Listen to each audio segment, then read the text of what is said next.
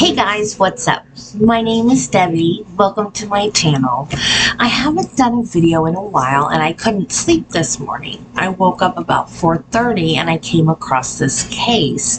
This sounds like a pretty good trial for us to watch, and jury selection started this past Wednesday, and opening statements are supposed to start on September 11th. That's this Thursday coming up. The reason so much time has been allotted for jury selection is because it's a death penalty case. And surprise, surprise, it's in my home state of Florida. The moral of the story is don't sleep with people you shouldn't be sleeping with. Let's get into it.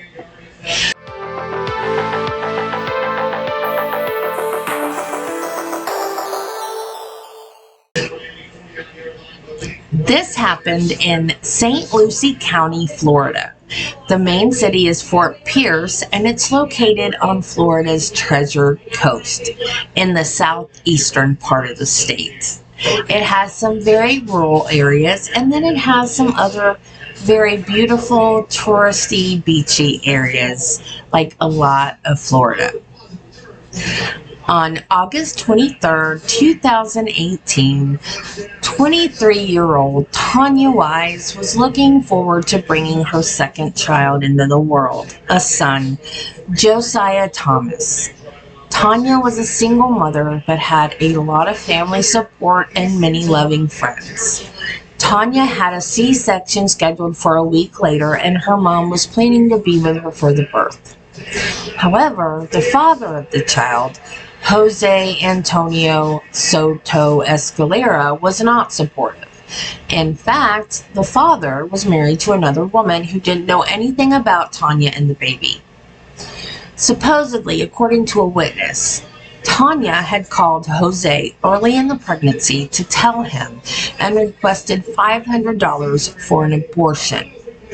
Also, according to that same witness, when Tania got off the phone, she said, quote, if she used Jose's wife against him, she could get anything she wanted, unquote. She met Jose the following day to get the money, but she did not get an abortion. Instead, she gave the money to someone else. I don't get that. Like, why are you gonna blackmail someone and then give the money away? But whatever. As I said, on August 23rd, she was happy and healthy and awaiting the birth of her son. And on August 24th, she was found face down in a drainage ditch off of Russo Rd in Fort Pierce, Florida. According to the autopsy report, she had a blunt force injury to the back of her head, which caused a skull fracture, and her throat was slit, which not only caused her death, but the death of her unborn child. Another witness came forward and told the police that 3 days before Tania was found, that Jose had told him that he was mad at Tania because she had played him, and that Jose also asked him about finding a dirty gun. I'm unclear about the dirty gun thing because, number one, she wasn't shot, and number two, why would he want a dirty gun? Because dirty guns have already been used in a crime. So if he commits a crime with a dirty gun, he could be charged with the crime the gun was already associated with, right? Like, I don't get the dirty gun thing. Anyway, Jose was arrested driving his wife's car to Martin County. They arrested him before he could leave the county and flee the jurisdiction. He also had an automatic handgun with him at the time. I don't know if that's the dirty gun mentioned above or not, but whatever. He has been held without bail. There was a DNA test done to prove the paternity of the baby, and Jose Soto-Escalera is the father of baby Josiah that he so callously killed. But Jose claims that he and Tania never had sex, that she only stripped for him. Did his sperm jump across the rim? Because that's not how that works. He also claims that the night of the murder, that he was at a friend's house fixing a car battery. How do you fix a car battery? Is that a thing? If it's a thing, can someone please tell me that? Because I don't know how you fix a car battery. I know how you jump a car battery, like you hook it to another car battery and then you like give it electricity or juice or whatever, right? But can you fix a car battery?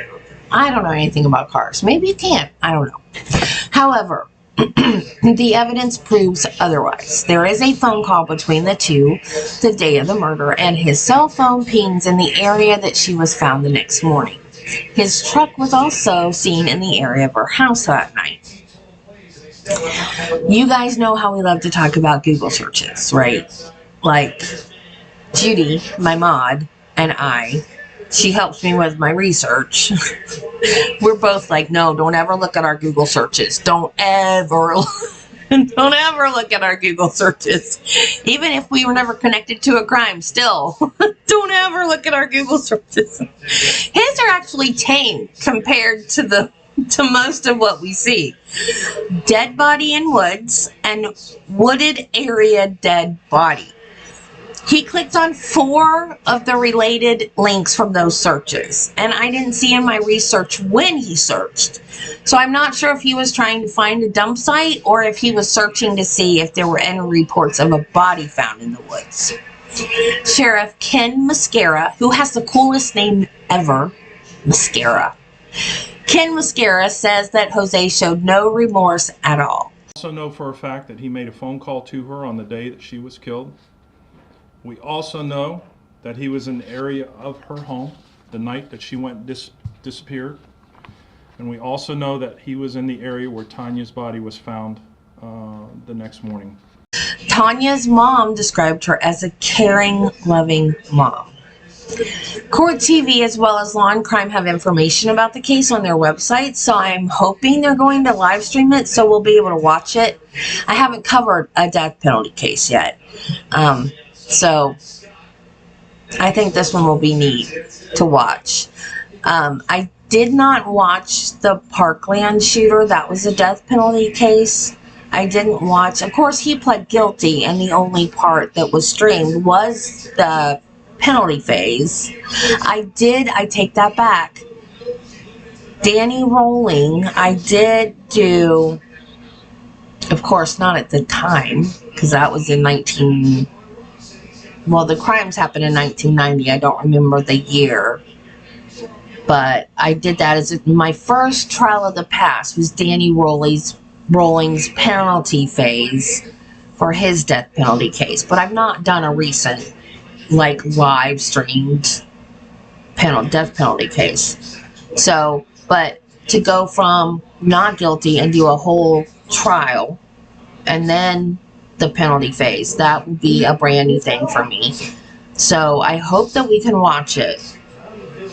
So let me know what you think down in the comments, and as always, we encourage healthy debate on this channel, but no name calling or disrespect, please. I know that the death penalty can be a hot topic for some, but please treat others as you would like to be treated.